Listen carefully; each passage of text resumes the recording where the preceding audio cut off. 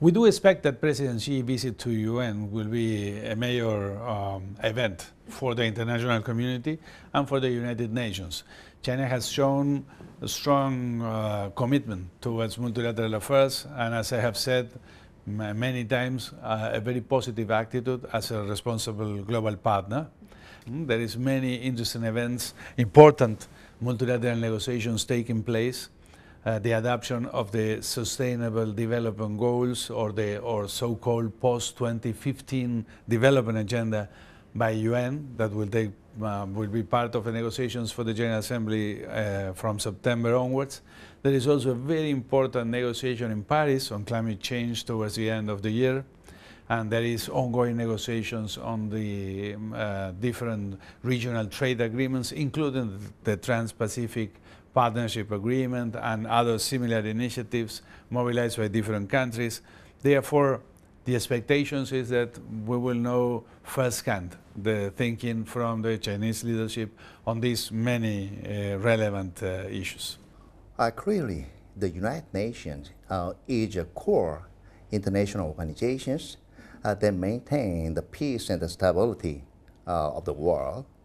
And in many times, it also mediate the regional conflict and help for the people that is suffered from the failed state and also supported the operations of the reconstruction of some of the state or some of the system.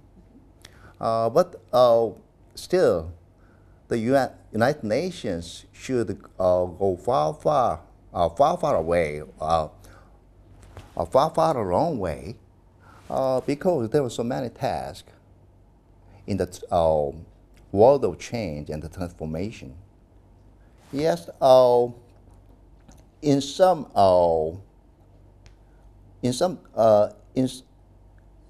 that concern, the Chinese policy is one route, one belt, one route, is very fit with the new concept for the global networking.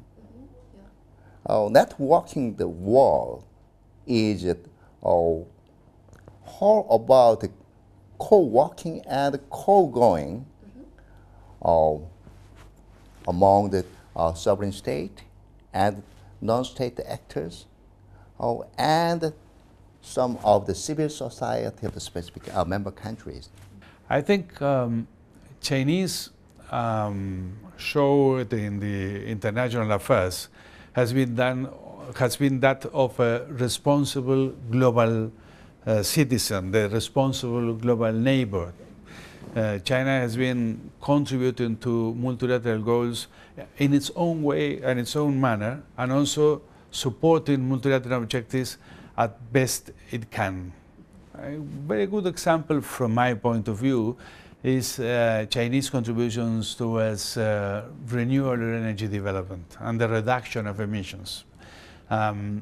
Obviously, China went through a development process that placed it as one of the main emitters of CO2 by unit of GDP.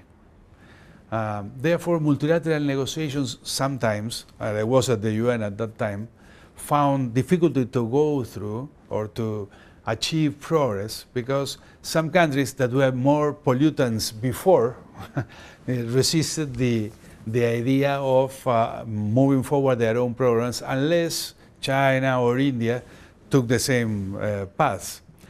Then China had a very positive attitude because in few years it became a driving force behind, for example, solar and wind energy.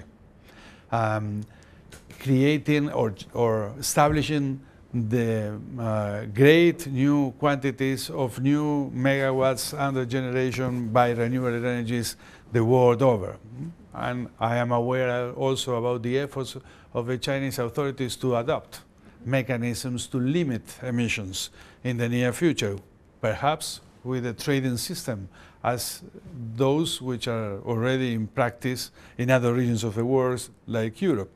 And therefore, I believe that China has always behaved as a very responsible civil global neighbor and partner, and always put at the disposal of harmony in world affairs the best their productive system and political system allowed.